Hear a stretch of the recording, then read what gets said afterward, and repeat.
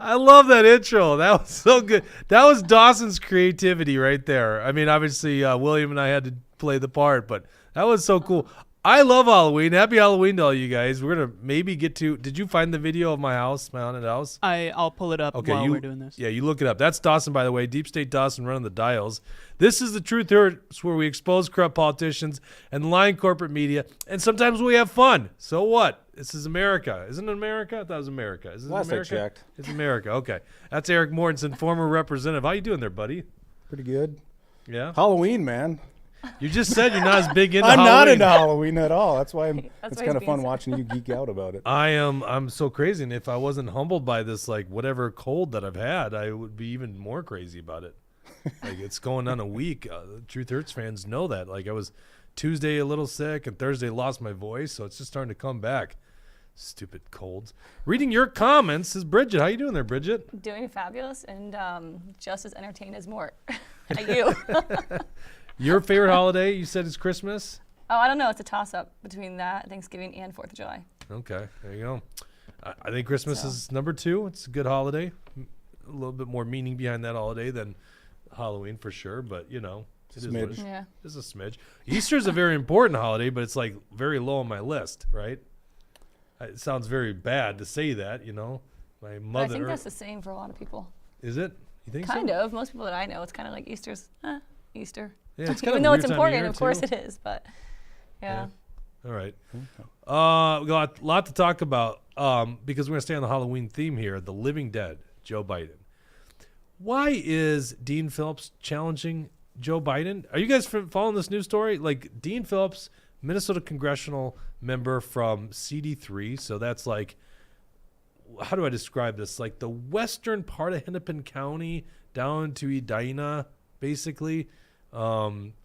It used to be a Republican district. Now it's like gone Democratic. It's like a D+8 district. Dean Phillips from the infamous Phillips vodka family. He's challenging. He's like a no-namer, really, when it comes to, you know, national politics. But he's challenging Joe Biden and basically going all in on the New Hampshire primary. Which, by the way, Joe Biden is not even on the New Hampshire primary ballot. So there's a good chance he wins this thing. But we all know this from, well, do we all know this? Do you guys remember 2020? Joe Biden lost Iowa. I think Bernie took Iowa. He didn't do well in New Hampshire, which is part of their motivation, not even caring about it.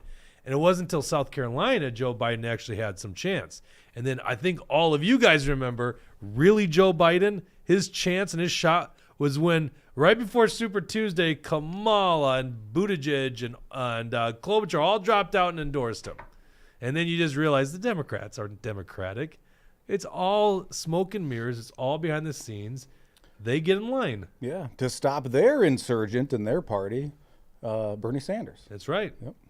Yeah, and Trump was the insurgent on the Republican side, and they couldn't stop him, which means the Republicans are maybe a tidge more grassroots, or Trump's just that much better, because they did a good job at stopping Ron Paul in 2012, right? And that would have stood for something.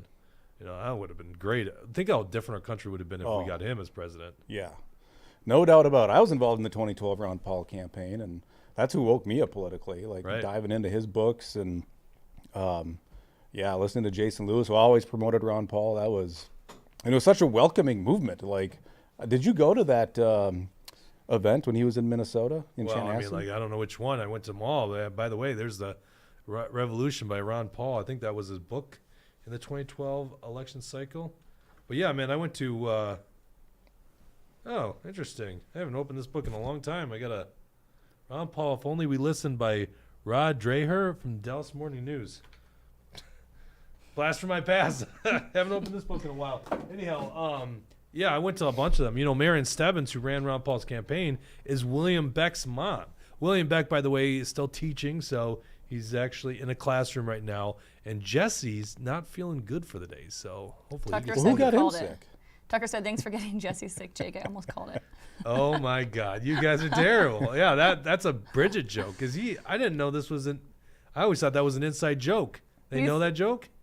I mean, I think you've thrown it out on air a couple times. Yeah, like Bridget literally 3 weeks after I was sick And I hadn't even seen her in that 3 weeks. She goes, I think I got Jake's sickness, whatever. I think you're exaggerating. It was 3 weeks. Like I was like, what are you talking about? There's a statute of limitations here. That's why I didn't come in last Thursday. I was sick, too. I was at home. I hunkered down alone. I had a mask on. I was self-isolating.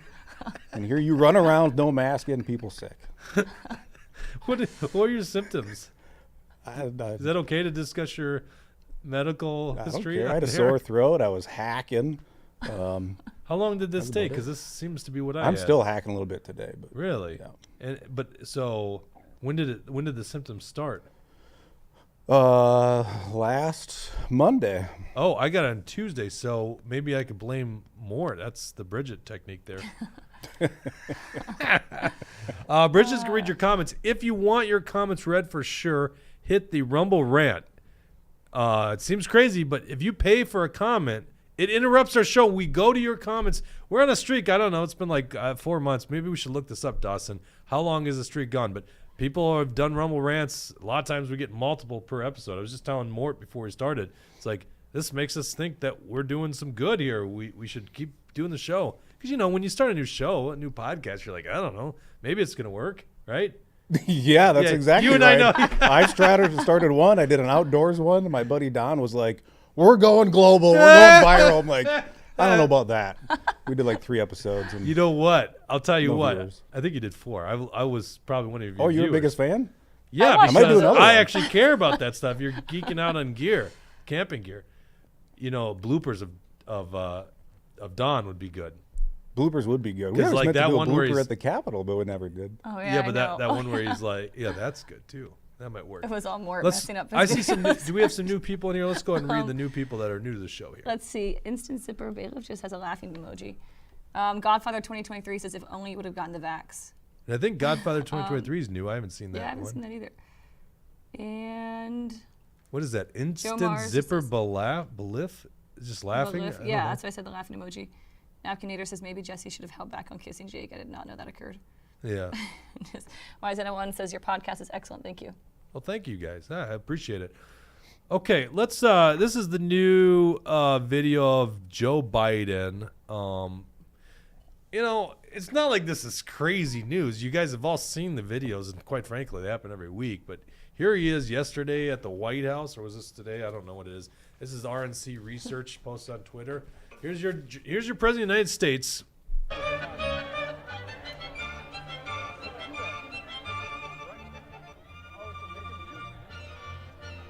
Oh.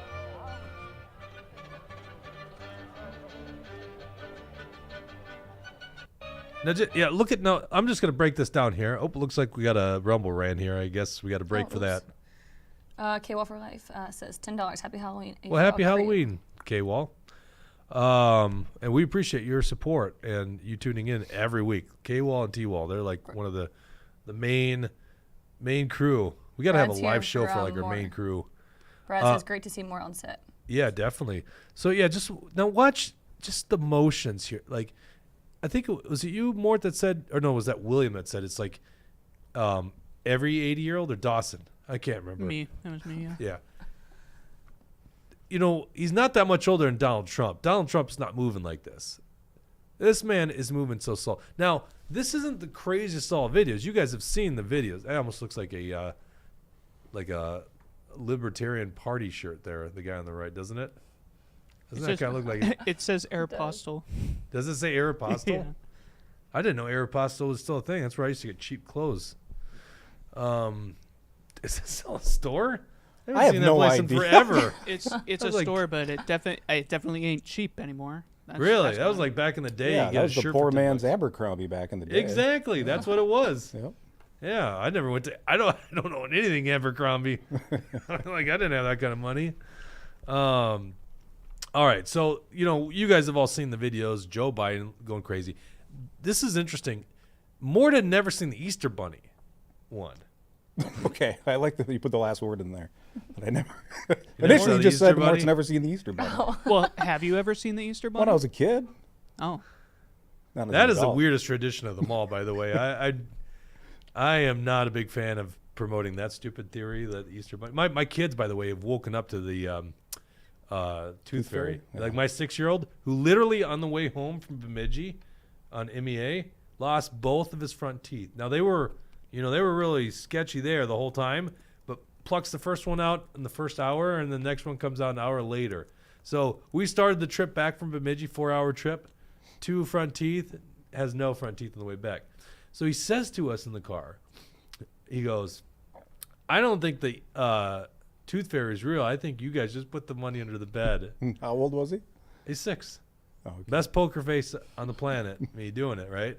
And so then, now it changes tune because I go, well, then, because he's asking how much money he's going to get. And I'm like, well, you're not getting any money because you can't get money from the tooth fairy unless you believe in the tooth fairy. So all of a sudden, the narrative changed a little bit. I guess I kind of do believe in the tooth fairy, and apparently with inflation, it's $5 a tooth these days. It's crazy, Somehow, on an unrelated topic, I don't have $10 in my wallet that I had before. So put a Joe Biden sticker that says "I did that" along with a dime in the tooth. Oh, that's good. I like that. All right, so Joe Biden with the Easter Bunny. Now, if you haven't seen this is like a couple of years ago. I think the Afghanistan withdrawal just happened or something like that. That wouldn't make sense. It's probably within a year of Afghanistan, or it was maybe leading up to it. Because wasn't Afghanistan withdrawal in August? Yeah. So Easter would have been March or April. But, the media was asking him a question about it. Now, Joe Biden is lost. You just watched him. He's lost. He doesn't know he's got to take a picture with these people. It's so crazy that it's like, oh, bring Grandpa over here for the picture. And he's just slowly moving over to get in that picture, right? Here he is, literally just not knowing what's going on. This is the White House lawn during the Easter hunt. And the media asks a question, a valid question. You're going to hear 2 things in this. You're going to hear somebody running interference for Biden to stop a legitimate question by the press. And you're going to watch the Easter Bunny. I can't believe I'm even saying this. You're going to watch the Easter Bunny in on this. Meaning there's some operative in the freaking Easter Bunny outfit. Watch this. Oh, the Easter Bunny, Mr. President.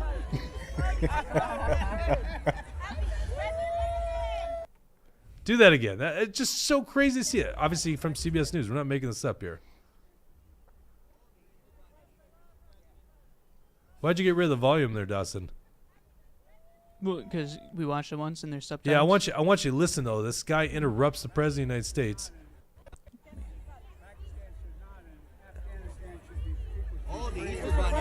Oh, the Easter Bunny. And I love the look on his face, too, when he sees it. He looks startled and a little scared, but excited. What crazy world do we live in? I mean, is this getting redundant? I've brought this up on the show many times, but I still can't get over the fact this literally happened. That's Karine Jean-Pierre inside the Easter Bunny outfit. No, I don't even think so. Oh, in fact, I think this predates her. I think this was that the circle back to. I think she got the job. That's running interference. She earned her stripes by being the Easter Bunny here.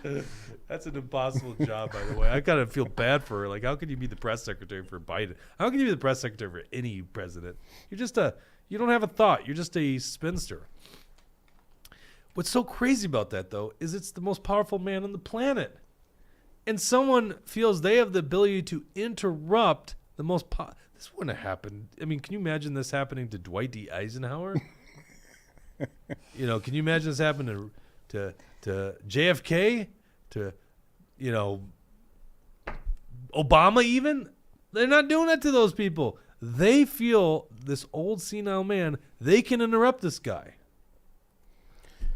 I honestly on a feel valid bad. question, by the way. Just watching that first clip of Biden at that Halloween thing, and he just looks so frail, and he moves so slow as he scoots around the floor, and then he puts that awkward smile on, and honestly, this is why I feel bad. He reminds me of my grandpa in his dying days. He's just super pale, can barely move, but put a little smile on, and he looks presentable, and that's just, I think it's super sad watching this guy at this point. It's really sad, and this is the problem the Democrats have. Okay, the Democrats are. I don't want to say they're living a lie because I don't think they're living a lie. I think they know exactly what they're doing. Yeah. Okay, but they're trying to put a facade on, as if this guy's with it. So let's pull up actionforliberty.com. Dean Phillips, congressman from CD3, is now officially in to challenge Joe Biden. This broke on Friday. We talked about this last week because you guys know. We showed you the bus. I think that was breaking news right on the show.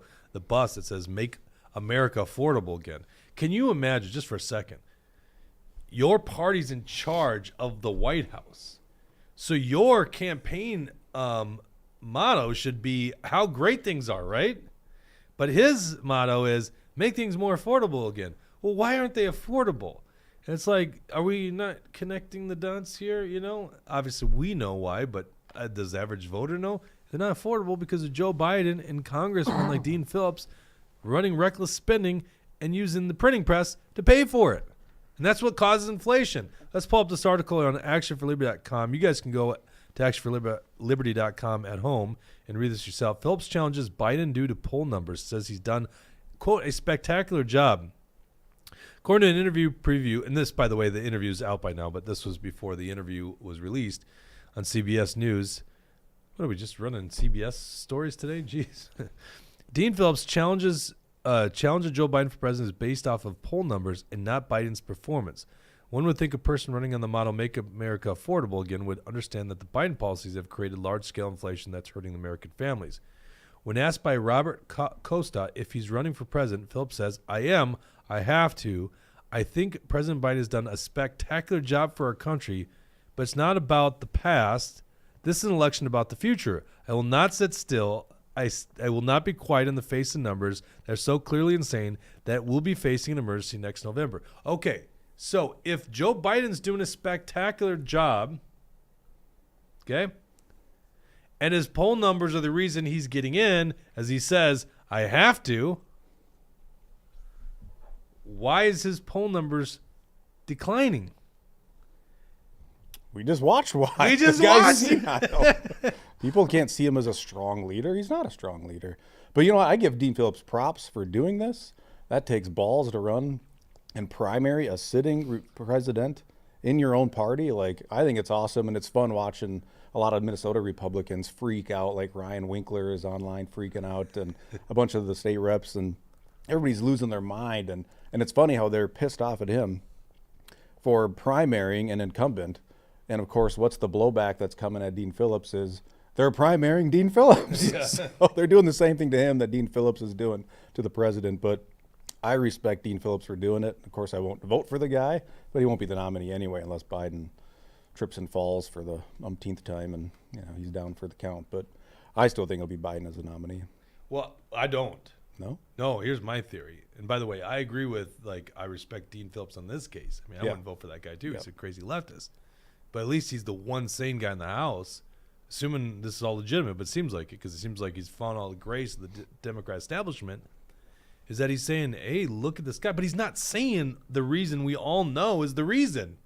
We can't say this about the president. The guy's cognitive decline means we don't trust this guy could be president for another 4 years. But obviously it's all calculated, right? You know that. Like, I think he's doing a really good job messaging around this thing, kind of like Vivek has messaged around Donald Trump. Yes, he's doing a very good job.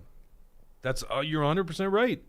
In fact, you can't go out and say Biden's doing a bad job, because then you alienate all these potential people you need to pick up. So basically, Dean Phillips's nice job he's got to maneuver here is, we have a senile old president. We need a future president, and he's doing a spectacular job, but he's really not, and he's going to ruin this country. But I can't say that, which is just why I would oppose the presidency anyhow, just on the faces. You can't even be honest. At least Donald Trump is honest about stuff. Yeah. You know? Honest to a fault. I'm not saying I'm not saying he's the most honest guy ever. Okay, gotcha. But it's like Trump's honesty is kind of why he's beloved by so many people. He just says stuff that he really thinks. And you're not supposed to do that in politics, clearly, the Dean Phillips campaign. Go back to this article. This is the polling here, where Trump is at. This is real clear politics. And we've seen polls that are way different than this. But, and this is all in the face of multiple, what's the word I'm looking for? Multiple different charges. Indictments? Indictments. There you go. There's the term. 4 indictments, multiple charges, civil cases, all that kind of stuff. And he's leading right now, I think, on average, 0.7% above, or 0.7 points above Biden. And that's in a a conglomeration of all the different polls put together. Before I forget, why don't you go back to our homepage there, Dawson, actionforliberty.com. Because apparently when we promote this Christmas event on a show, we sell a lot of tickets. Just during our live thing, we sold 6 tickets. So before I forget, because I am prone to forgetting this kind of stuff, come join us at the Christmas event. Are you going to be there, Mort? I don't know. When is it? It's on December 7th, Thursday, December 7th. Doors open at 5 o'clock. Will you be there? Yes. Eric Mortensen will be there. That's why you want to come. Go to actionforliberty.com. Bridget's going to be there. Young William. Some people call him the Matt Blonde. The Matt Blonde. Walsh. This is my problem. I can't talk today. Blonde Matt Walsh, MAGA Jesse, all the team's going to be there. Plus, just by signing up, you can win one of like 4 guns. And Maybe the more one of people that 3, sign up, 'cause, the more chances you get. What's K-Wall that? said they're looking forward to my new AR-15. So There you there's go. only In 3 fact, available K-Wall now. was one of the people I think that bought tickets when we were live. So go to actionforliberty.com and make sure you sign up for the Christmas event. It's going to be a rocking good time. A little over a month away. We're getting closer and closer. Ooh, And wow. Godfather 2023, $50 says, Jake, if you dress up as Santa, we will all believe in the money. so Godfather, and once again, I don't know who Godfather who's 2023 Godfather is. It's the fun part. Every once in a while, someone's like, hey, I'm blah, blah, blah. I'm like, oh, you're that person. I have done it. I actually have done it. I was government Santa, and this was like 5 years ago. I came in with this big bag of handouts, courtesy of everyone that was a taxpayer in the audience. So maybe I bring out the government Santa again for our Christmas event. What do you think? That'd be entertaining. Go for it. You guys just aren't festive. Come on. Also, make sure you like this episode. It tells the algorithm to show it to more people. So please, if you're watching on Rumble, YouTube, or Facebook, make sure you like that button. All you got to do is just click like. That's easy. And if you haven't got a Rumble account, set up a Rumble account and join us in the live chat. All right.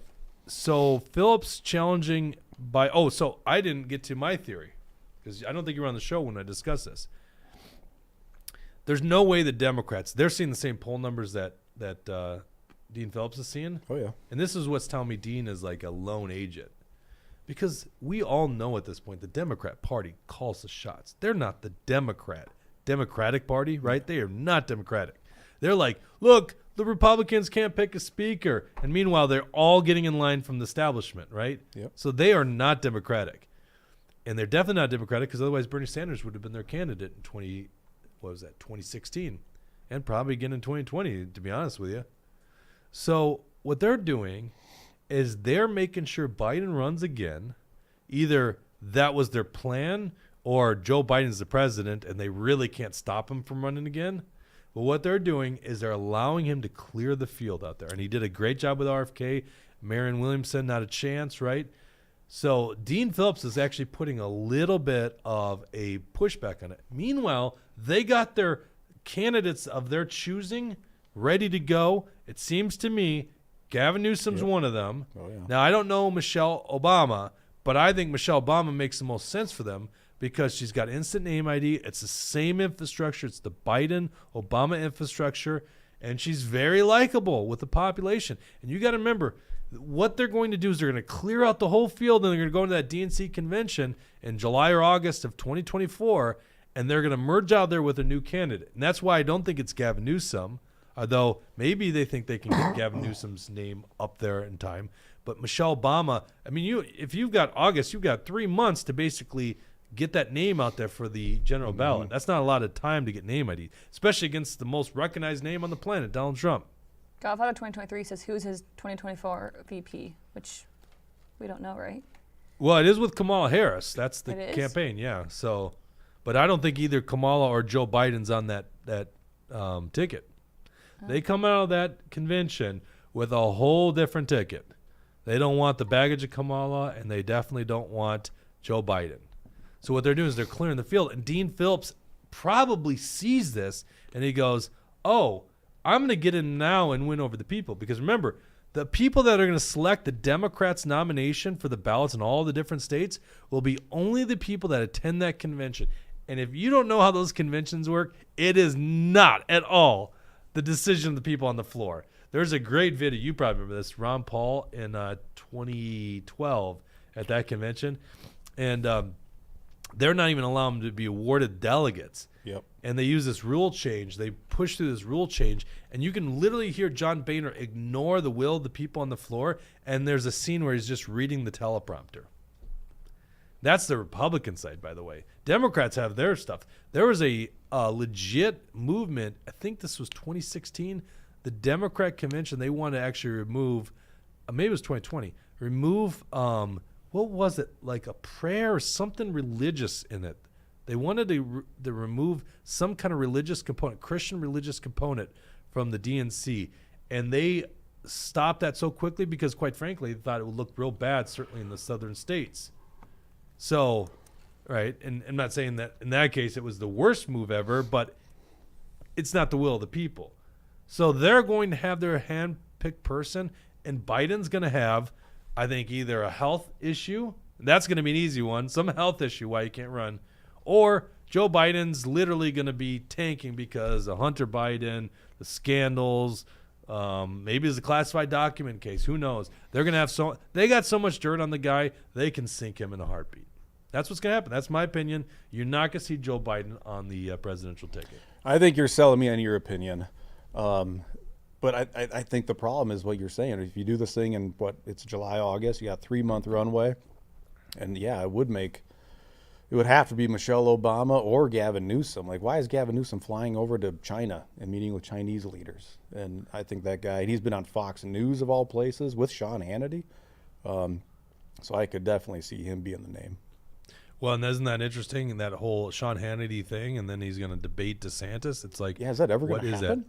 That? Just so I can report this, it's in Chicago. DNC convention is scheduled for August 19th through the 22nd of 2024 at the United Center in Chicago.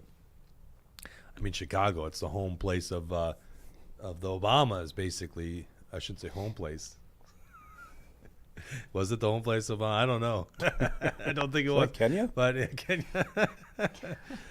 It's not his current home because I think we all know that Barack Obama lives at sea level in Martha's Vineyard, right? Because climate change, global warming, and the ice caps melting, and that's why he bought a $4 million estate on Martha's Vineyard, right? It makes sense. Don't just trust the science, guys. Trust the science. By the way, what a great global warming day here in Minnesota, right? Waking up to 3 inches of snow, whatever it was. Yeah, I wish global warming would hurry the hell up, kick in around here, or live longer. Let's go to some comments, Bridget. Base Minnesota says maybe he goes with Michelle Obama to try and get the transgender vote. Who goes with Michelle? Biden, I think. Oh, I see. Biden and Michelle. K-Wall says, interesting take. I think Dean is thinking 28, especially if the 24 steel wall anticipate doesn't take place. Well, and that's a great point. So, yes, elevate yourself, although you do piss off a lot of Democrats in this play, a lot of the Democrat establishment. So that might hurt you because we know they're not grassroots. But interesting point. You're going to get your name ID up, so maybe it is for a future date. Brad, where did Brad say? He said, I got 50 if Jake dresses up as Little Bo Peep. Can we ban? I like Brad's comments. Can we ban Brad from comments? Is that possible? No, you can't do that? This is the free speech platform. That's free speech? Okay. All right. Shoot. Napkin Hitter 79 says, Hawaii, Chicago, Martha's, Kenya. He's a man of many zip codes. There you go. Winter Inn? Is that a new person? Winter Inn, Minnesota. Yes, says Big Mike. Big Mike. There you go, Big Mike. All right. Let's go to did Tim Walz drunk tweet over the weekend? We're going to show you the evidence. Now, William's not here. Obviously, he's teaching. He's shaping young children's minds. There's his empty seat. But he's very convinced. I guess William's our resident expert on drunken tweeting, okay? He's very convinced this is what was the case. Let's pull up Governor Tim Walz. This is official Governor Tim Walz's account. Let's scroll down here to Sunday's tweets. No, don't show that stupid video. By the way, how original. You took a picture and you posted on social media of all the snow. How original. I have not seen these yet, so I don't know what I'm looking for. Yeah, and I hate how Twitter, God, I get so distracted on Twitter. But keep going down. We're going to go to midday. Look for the salsa one, and then we're going to go a couple before that. Keep going. That's his text to Tony Evers, the governor of Minnesota or Wisconsin. There you go. Okay, now go down a little bit more. right there. Let's start with here. So he's doing a play-by-play Yep. of the Vikings game, which, as I think everyone knows, they beat the Packers. Neither team very impressive. And the Vikings beat the Packers. Big whoop. Kirk Cousins out for the season. Their whole season. If their whole season wasn't already done, it's done now for sure, right? Do you agree with that? You're a Vikings fan. I'm a Bears fan, so I can't really comment. I do agree with that. I do not let myself get emotionally invested in the Vikings since 2009. So when I heard what happened, I think I'd already turned the game off. I was like, whatever. I don't really care. I used to have season tickets. I was diehard. We'd be tailgating at 5 a.m. for Really? 5 Sunday a.m.? night games, but they destroyed tailgating with a new stadium. It's the whole experience. Okay, so you terrible. tailgate at 5 a.m. because you're so excited for the Vikings game. Well, more to tailgate was really Yeah. what I was excited Well, about. but I'm going to use this comparison. So last night, I knew when it started snowing because it was about 10 o'clock last night. I put a pork butt on my smoker, and I woke up every 2 hours to add more wood chips. You need to use because- lump charcoal. No, I got a good thing. I use an electric smoker. I get 12 hours out of my lump charcoal. But proceed. What you got up every 2 hours to tend to the pork butt? Yes, because that's how important Halloween is to me. That Yeah, was well, my no point. wonder you're You still tailgate sick. What? because the Vikings were important to you. What's that? Yeah, no wonder you're still sick. Yeah, you need sleep. You It's the need best 8 hours remedy. I- I've got sleep at night. sleep. No, I got sleep. This is when you taste this pork butt tonight, you're gonna be like, "Thanks, Jake. Thank you And for." I'm gonna be well rested enough to taste it. Yeah, I can always sleep when I'm dead, right? That's spooky. All right, so Walz is giving us the play-by-play of the Vikings game here. So you never had possession. They had to burn a timeout. That's going to get booze. Thank you. Then he goes to, and by the way, I don't want to spend too much time on this because it just makes him seem more like us, who hasn't done a social media post when you probably shouldn't have done it. Can someone tell me what the hell the difference is between pico and salsa? Keep scrolling up. And I'm talking like he is live tweeting eventually. Isn't that funny on Tim Walz's thread? That's the one that comes up there. There you go. So that's like what that is right there. Go back. Tim Walz is number 3. Minnesotans are number 2 and number 1. Oh wait, no. Let's see. How Number would I 1 is make me. this? What's that? Number 1 is me. That's me sitting there. I was gonna say kinda that's the look like you, number actually. 1 is Minnesotans. Number 2 is the regulatory state. I can't think of a good analogy. If it was just 2 people, if it was just 1 and 2, Tim Walz is number 2. Okay. Jake can't meme. Yeah, whatever. There you go. Go for it. It's getting spooky for the Packers. Dad jokes. No, that's not even a joke. What are you talking about? Let me scooch right past you and take this ball twice in 2 weeks.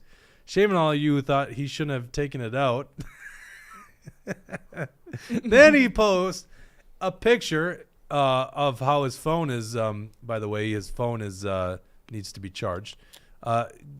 He's texting the governor of Wisconsin, saying, "You okay?" Right. So he's showing his text with the That's the governor, governor of Because Wisconsin? what's that? That's the governor of Wisconsin. Yeah, Tony Evers. That's awesome. That's funny. Yeah, check in on your Wisconsin friends. Defense wins the game. Now this is why did the Vikings not run the ball? And he just writes, "Yep, it's above my pay grade, but I think we should run." And then is this him answering his own question? It's above my pay grade, but I think we should run. Well, I better keep my day job. So he's responding to himself. Anyhow, that's good enough. According to our resident expert on drunk tweeting, William, he was drunk tweeting. What do you think, Mort? I don't know. I don't care. Is that so bad? Like, I've never been into Twitter until probably in the last week. I've spent more time on Twitter in the last week than my whole life. And so I was seeing a lot of these things come up live, and maybe he just chose the Vikings game to get into Twitter as much as I am. I have the same take as you. I was like, this is what William thought we should talk about. And I'm like, why are we talking about this? It kind of makes him seem like more of a normal dude, which he's clearly not.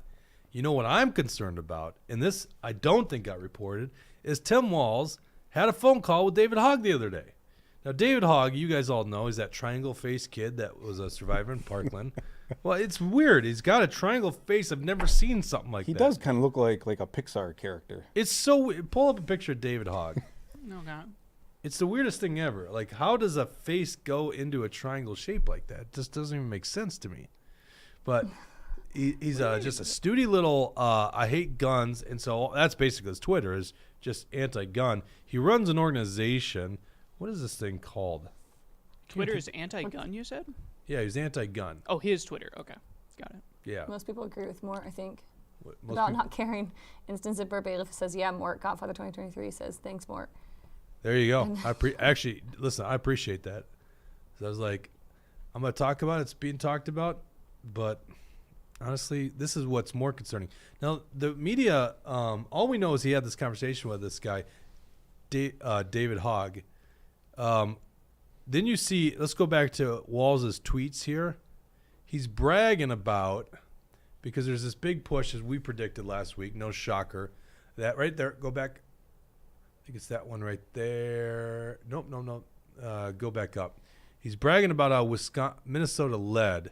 I might be off on this. It might have been, keep going up. Okay, I'm sorry. It's back down here. How Minnesota led on passing red flag laws and universal background check laws, which is, by the way, the biggest do-nothing law of them all. If you don't understand what the universal background law that they passed is, it basically says that if I was to sell or transfer a firearm to Mort, we've got to fill out some paperwork for it, right? Yep. And, like, that's it. We just have to hold on to the paperwork. So it's like, so first of all, if I'm going to commit a mass atrocity, I'm not doing that, right? I'm ready to go kill people. I'm not going to fill out some stupid paperwork for a law that I probably doesn't even know exists, let alone you and I. It's like, okay, we did the paperwork. Like, what good came out of that? So, go ahead. Sorry. No, I was just going to say, like, as a responsible gun owner, and I believe most gun owners are, if some shady person came up to you and was like, hey, I'll give you $200 for that gun, like, you're not going to sell that gun to that person, right? You're not going to just sell a gun to a complete stranger. You're going to go through the proper channels anyway. So I don't understand what registering this universal background check and But it's not even registering. That's the thing. yeah, You just fill out paperwork and you hold on to the paperwork in case the gun ends up in some kind of case. You know, it's like, what? It's ridiculous. Let's go to comments, and I want to move to the next subject. Mark Rolls, this is kind of a different subject, so maybe I'll save that one. No, that is actually He says, I'm wondering how many college students going to college to work a state job quit today, and how is Flannel Mouth signing executive decisions? well, no, I actually think this is a good executive decision by I totally agree. Walz. I almost even commented on his tweet or Facebook post yesterday. I'm like, I'm not going to give him props, but Yeah. I think college degrees are largely way overrated. Yeah, what we're referencing is Tim Walz signed executive orders saying basically like 75% of government jobs don't require a college degree anymore. I don't know why they require a college degree anymore. It's almost interesting. Like it's not interesting. I was going to say he's exposing and understanding the scam that's college education, but it's not that. It's the fact that they can't find people to hire, and that's why they got to do it. It's kind of like, I'm not usually pro-strike, right? But now I look at all these strikes that are going on, whether it's what's UAW? the UAW. I was going to say the St. Lawrence. What's that? St. Lawrence. I was going to say Seaway. Whatever the St. Lawrence. The way the ships come in. That actually. Do you not know about this? I don't know The way what you're ships come talking in about. from the ocean to get to the Great Lakes and get to Lake Superior. Okay. Yeah, there was that big Canadian strike that ended up stopping all the traffic. So some ships couldn't get back out to the ocean, other ones can't come in. I think you got it right. It says St. Lawrence Seaway. Seaway. I don't know why it just didn't sound right. Once again, this brain's working more right now like Biden than it is my normal self. Shut up, Brad. Shut up. I know he's going somewhere with that one. Why do I give him those? Why do I give him those easy softballs? That's not fair. He's the biggest hater. K. Wall says, can someone press Control F to text search a web page? Saves a lot of time. Yeah, that's. Well, both Dawson and I've got the sickness, so there you go. That's our fault.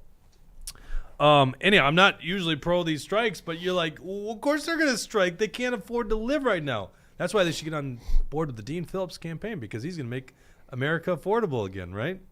Totally believe it. All right. Let's go to this next story. We have a McCarthy primary challenger. Pull up this article here from the Washington Examiner. Kevin McCarthy has a Trump-aligned Republican challenging him for his congressional seat.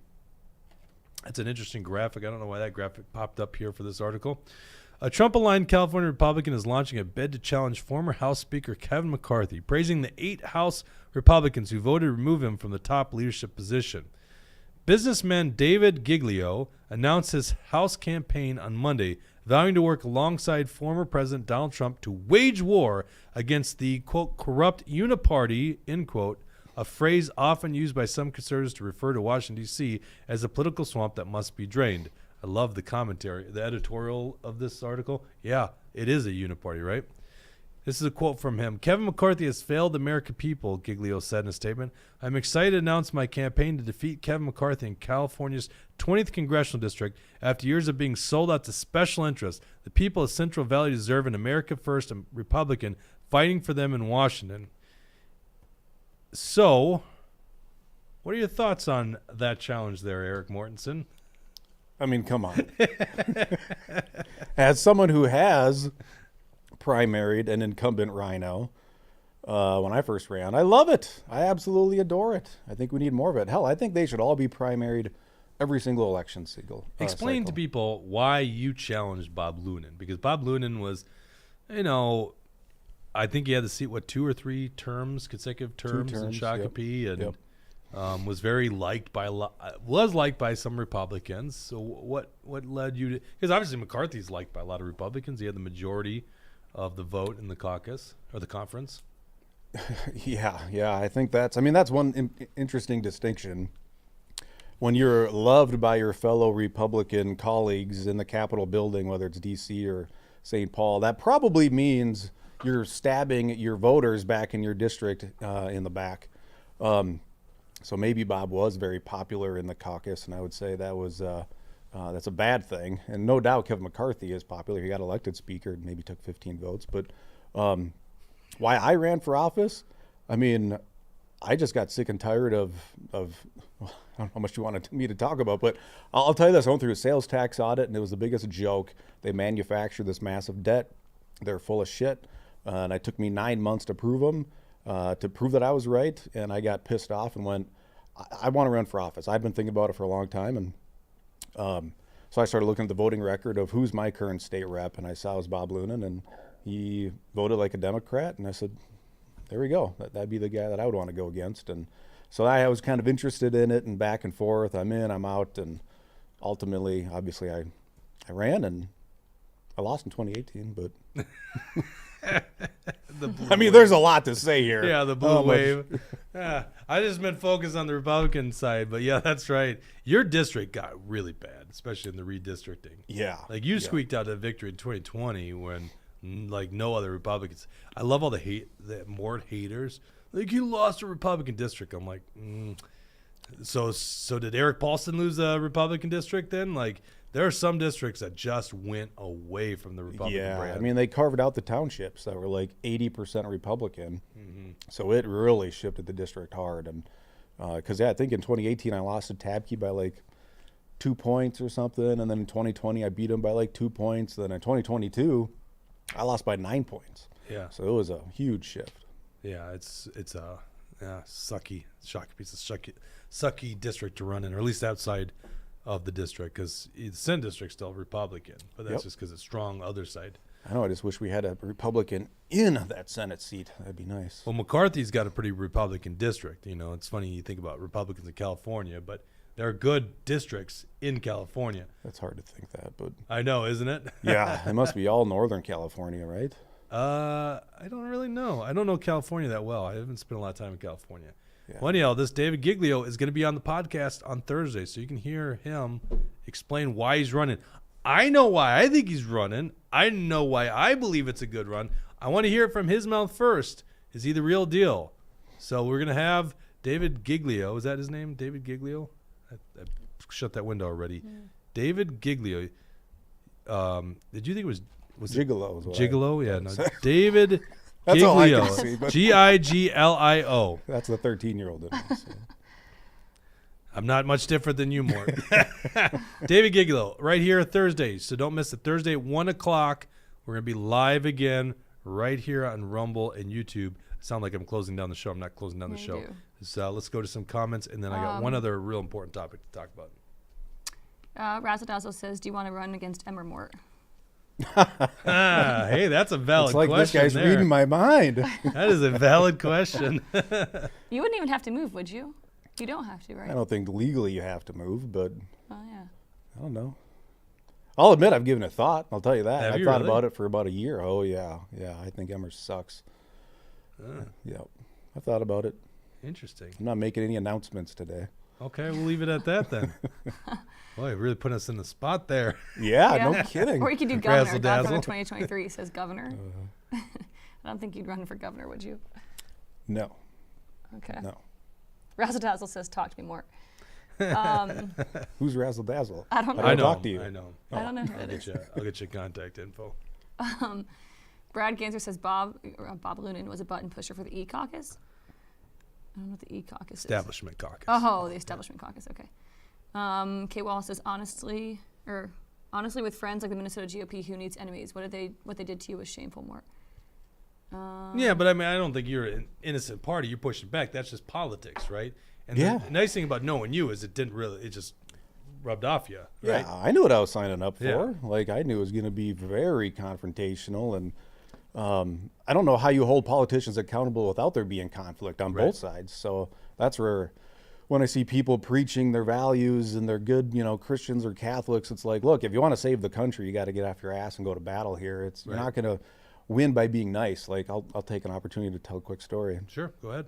Leading up to the election last year, I met with Pam Altendorf, and because I knew she ran in a So primary. she's a representative from like just south of Red Wing area. Yeah, southeast. I'm not quite sure, but Yeah, Wabasha maybe. Goes down yeah, she got challenged by an establishment candidate, and I think it was, I don't know if it was an open seat. I guess it doesn't matter, but ugly primary, right? Doubt and all this. The swamp creatures attack her for months, and she wins the primary, and so I go have dinner with her, and I'm trying to understand and try to coach her, at least prepare her for what the inevitable battles are in front of her, because people are very naive, and she struck me as very naive. So I'm trying to tell her, look, there's one of two paths. Either you join these establishment hacks or you fight for the people, and that's it. There is no third option. And I'll say that again. There is no third option. But of course, People think they can maneuver. yeah, it, but- she thinks, she's like, oh no, I'm going to go in there and I'm going to join these guys. My interest was, which caucus are you going to join? There's my caucus of one, and then you have everybody else. And she's like, no, I'm going to join Kurt Dowd's caucus. She said, I think I can change that caucus from within. And I was like, well, check please. I'm wasting my time because you're not going to go in there. Well, and just schmooze technically, these they people. kind of did because she was probably part of the ousters of Kurt Dowd. Because this is the news that I got. It was a lot of the new fresh blood Yeah. that was helping muscle him getting removed as leader. Sure. So I guess I won't deny anybody that little victory that Yeah. has some value. But I mean, my objective was really preserving that American dream. I didn't have a lot of short-term objectives. It was the long haul and let's restore liberty. And so you could have little wins along the way like that. But my focus was much, much broader. Well, the problem is you don't know on people like that where they end up because it's a trifecta by the Democrats. And so all the Republicans seem to be good right now. But, Yeah, we're in the minority. They're all Right. tough guys. yeah, that's true. And, I was just getting LEA's scorecard, and all of a sudden you have a bunch of heroes in the Senate. It's like the Republicans never had a passing grade in the Senate from LEA or our scorecard for many years. And all of a sudden they look like heroes 80, 90%. Now, the problem LEA has is they give them honorable mentions. In our scorecard, when you all of a sudden go from like a 20% to a 90%, we call you a fake conservative. Yep. Because you haven't voted that way when it really mattered. Yep. So you all get a vote that way. It's one of the problems with scorecards, by the way. I know we run a scorecard, and so you got to read the narrative of the scorecard. You can't just look at the score. You got to read the narrative of it because we call them out when they flip that much of a vote. You're showing us you're just a fraud, and that's what 99% of politicians are. You were so different, Mort. Yeah, I agree with Razzle Dazzle on this one. Okay, let's go to this because, the other thing is, Mort, we've known each other for a while, so obviously you were tackling state issues in the House, but you and I have obviously talked about federal issues, and I don't know if you've been on a show when we've talked about this issue, or at least probably haven't gone somewhere with it, but this whole Israel and Gaza war is crazy. And, the nice thing about The Truth Hurts is sometimes the damn truth hurts, right? That's why we called the show The Truth Hurts. And it seems like the narrative by the mainstream media and the narrative by the establishment on both the Democrat and Republican side is it's very simple. It's very simple. We stand with Israel. If you're Nikki Haley, write a blank check and put whatever amount down on that check you want. We're right behind you. And in fact, Bibi Netanyahu and her seem to have the same talking points because she said an attack on Israel is an attack on America, which I think most Americans are just going bullshit at this point. Not that we're against Israel. A lot of us obviously think Israel has a right to defend itself, and we're probably a little bit more pro-Israel than we are pro-Gaza or pro-Palestinian because Israel seems to be a pretty decent democracy, although that's questionable these days. The point is, do we spill our blood and treasure over in Israel? And that's the real dilemma we have coming out of the Russia-Ukraine 20-year war in Afghanistan, Iraq, Syria, just reading the room and the fact that we're completely broke. So here's Benjamin Netanyahu, and it's not lost on me the fact that this is when he's actually doing a speech in English, okay? So he's doing a speech in English. Who's the audience here? It's it's obviously Western world, but it's probably most likely the United States. So listen to this speech in English, and I guess you just say, listen to this speech to us Americans from Benjamin Netanyahu. The forces of barbarism. It is a time for everyone to decide where they stand. Israel will stand against the forces of barbarism until victory. I hope and pray that civilized nations everywhere will back this fight, because Israel's fight is your fight. Because if Hamas and Iran's axis of evil win, you will be their next target. That's why Israel's victory will be your victory. But make no mistake, regardless of who stands with Israel, Israel will fight until this battle is won, and Israel will prevail. Okay, now am I just overly sensitive because I've seen what's been going on for the last 20-some years in the sense that we can't ever end this warfare over the, America spilling trillions of dollars in our own blood and treasure overseas, and now we got some foreign leader basically communicating to us that this is your war as well, and that's why congressional Republicans now have their first bill. We've finally seen Mike Johnson's bill, and it's tying, what was it, $15 billion? Mm-hmm. 50 billion, 15 billion? 14.5 I thought. $14.5 billion of our money, which, by the way, we don't have. So if you want to talk about make America affordable again, we're going to print the money and then give it to a foreign nation. And the big talk on, in Washington right now is it's supposedly tied to cutting funding for the IRS. Big win here. How about we do both, right? I thought Republicans were in charge of the U.S. House. Why are we funding the IRS this way so they can audit our people?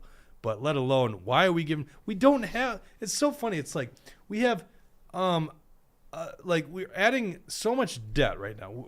It's called deficit spending. We're adding, let's just say, $2,000 on a credit card every month, and then we're like, okay, well, we're going to offer this new expense, but it only comes at the mercy of this other expense. It's like, no, how about you got to get rid of both expenses? You can't afford it because you got $2,000 going on your credit card every month. Hope that analogy works here. So this is the conversation we're supposedly having right now in Washington, D.C. Bibi Netanyahu, a leader from a foreign country, is telling us that. By the way, I'd like to partition the Israeli politicians from the Jewish people, the Israeli citizens. No beef against the average Jewish citizen in Israel. Also, no beef really against the average citizen in the Gaza either. It's just these heads of state telling us to spill our treasure. Where am I wrong on this issue? This is your first statement, by the way, on national politics, running against Tom Emmer, according to Razzle-Dazzle. So tread lightly here. This is very important. Yeah, we talked about this last time I was here. And I couldn't remember. I'm sorry, Maury. I've done a lot of shows, so I couldn't remember where you stood on this issue. So go ahead. Well, I mean, I feel like the thing's evolving over the weekend. You get millions of people all across Europe, storming the streets of London, and I think it happened in California and New York, and I'm still observing, but I agree that we can't be the world's police officers. We're dead broke, $33 trillion in debt. I love what I saw about Thomas Massey saying, look, I'm a no vote on this bill, and I don't know if that was before or after that little interesting wrinkle that they're going to take the funding from the IRS, then redirect those funds. So I thought that was an interesting little twist. But yeah, generally speaking, I'm pretty darn anti-war, especially when you look at the track record of when we get into these entanglements, we're there for 20 years with no end in sight. So I mean, is there a more anti-American thing than having the leader of Ukraine coming to the House floor and telling our politicians why we need more of your funding? Now we have the leader of Israel clearly giving a speech in English to us to tell us how we have got to fund this thing. Isn't this anti-American? Like, is this what America First is? Is like, we don't do this bullshit, right? Am I losing something here? Yes. I want to hear from you guys, too, in the comment section. I did see the Patriot Clara Nelson's comment. Yeah, she said. Yeah, I didn't want to ignore that. What was she said, are you saying we should not trust the LEA report card, Jake? Here's the... LEA does a good job. And John, who does a lot of the work, John's really good, okay? So their work is really good. But you have to understand that just looking at a bill and evaluating the bill on yes or no, and by the way, I think they're negative on absent votes, right? Yes. Yeah. So if you missed a vote for a valid reason, you're going to be dinged on it. But it doesn't tell the whole narrative, okay? There's a reason our scorecard only evaluates people by their certain party, okay? Because, it doesn't matter what party it is. How did you vote on the bill? It kind of does, because you could have an omnibus bill. It spends $20 billion in the state of Minnesota. And it's a bad vote to take because it spends $20 billion to grows government. And you get a bunch of Republicans that vote for that bill, and we ding them on that vote. That's a good, fair vote, okay? But you also get some Democrats that vote against it. And it's like, well, did those Democrats take the principled vote? No, they took that vote because they go, it's a Republican bill and it didn't spend enough. Because they were asking for a 15% increase instead of a 10% increase. You follow what I'm saying?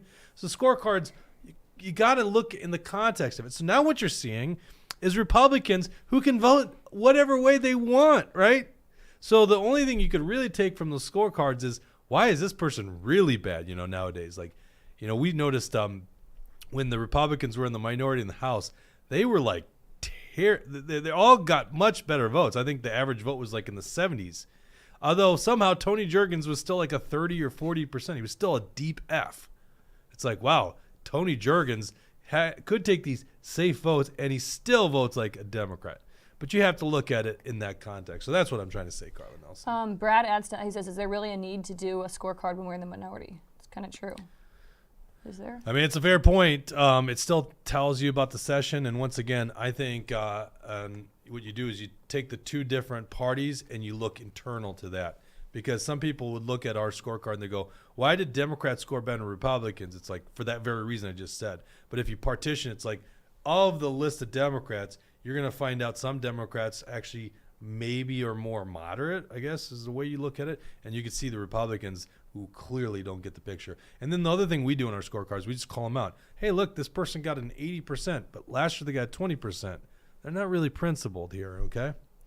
YZ1 says, how is Israel a democracy? Israelis were absolutely abused by their government during the virus hysteria crisis. And that's why I said it, like, it's more of a democracy, but that's kind of questionable these days, right? But you also got to be worried about those Palestinian democracy, because it's like they chose and voted in Hamas as their leadership, right? So it's not like they're completely innocent. Now, I don't fall into the camp of that's who you voted for, so you get what you deserve. It's like, yeah, well, do we all deserve Joe Biden because he won the presidential election, right? Maybe. Well, now I'm off YouTube. Because he won the presidential election, right?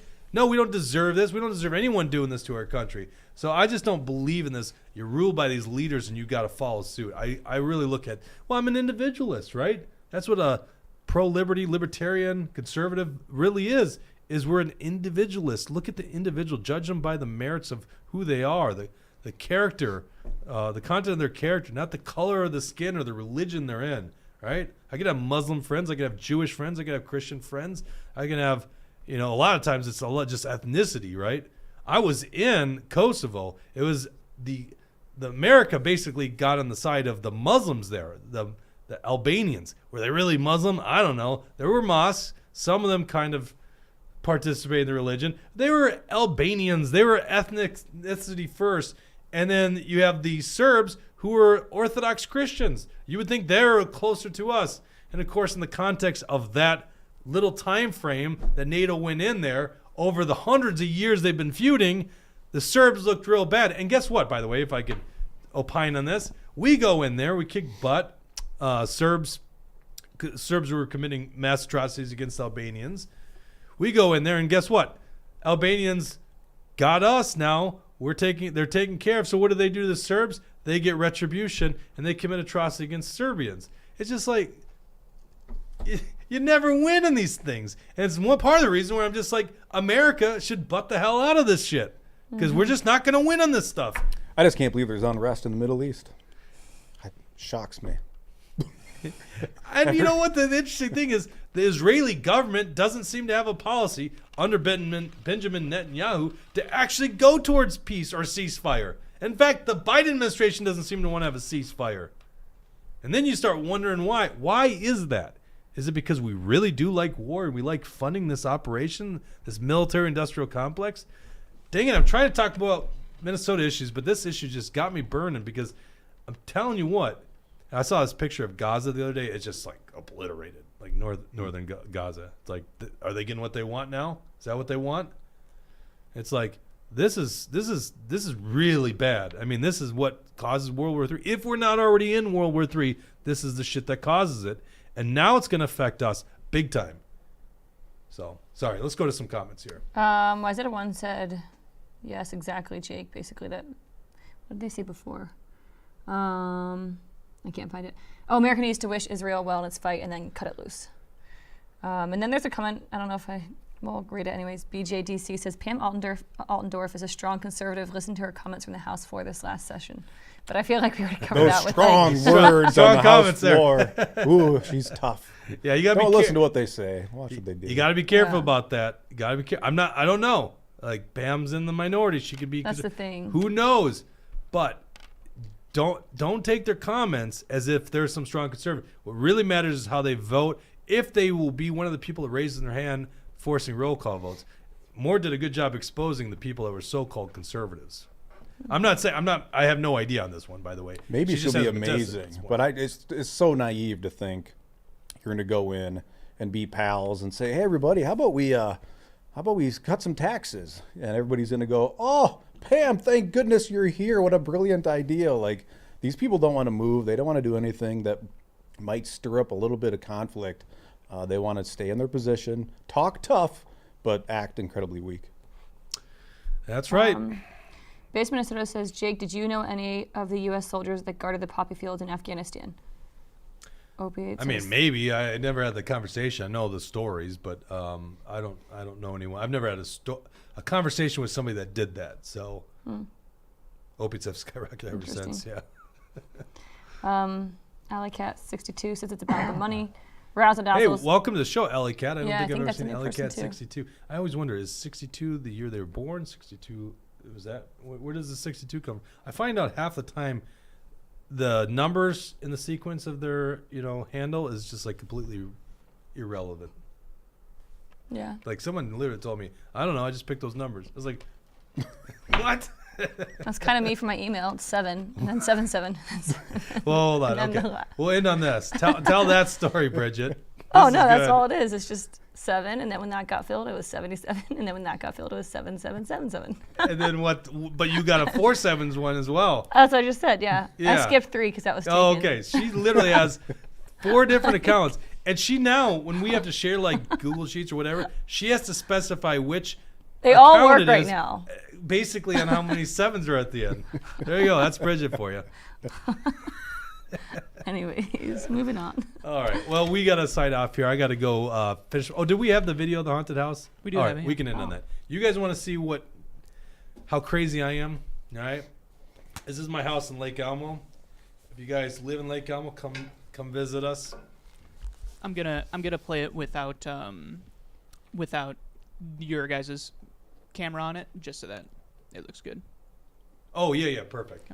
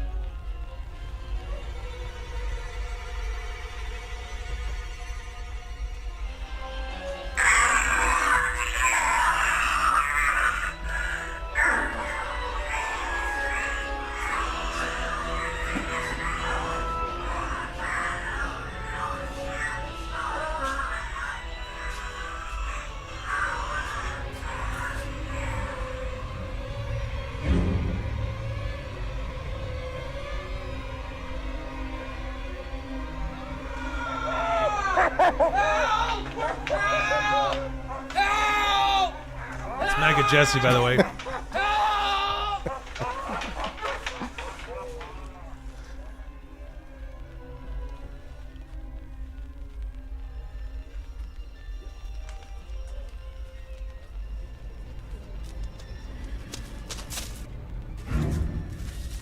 Happy Halloween! Was that Bridget? No, I didn't go. I can't hear us. I don't know what you're making fun.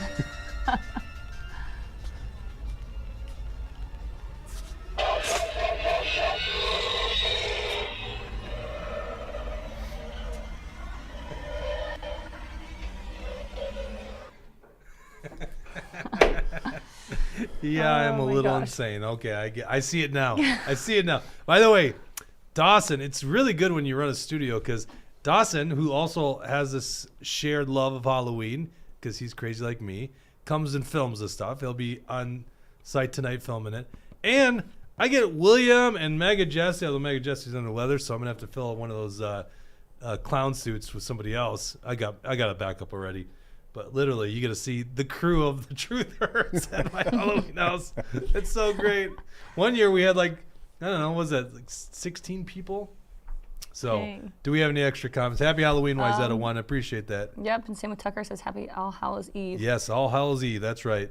Brad says great job on the spooky factor, Jake. Thank you, Razzle Brad. Dazzle says I insane. figured Brad would appreciate it. Thanks, Razzle Dazzle. That's exactly what I was going for. Oh, and Mike Gelhar, I didn't read a comment from him earlier, says everyone enjoy the candy coma tonight. Listen, the one thing I thought before having kids is that kids would get the candy and they would all eat the candy.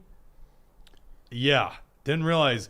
No, they don't eat the candy. I guess it must be when they're in high school they actually eat the candy. It ends up being a lot of candy around the house. Yep. So I don't feel bad busting into ours early. Yeah. By the way, candy. Holy crap! I want to talk about inflation. Oh yeah. Damn, I'll tell you that much. All right, thank you guys. We'll be back on Thursday with Kevin McCarthy's primary challenger, David Giglio, and we'll be live at 1 o'clock. Make sure you like this episode. Go to actionforliberty.com. Sign up for the Christmas event. We'll see you there. Take care.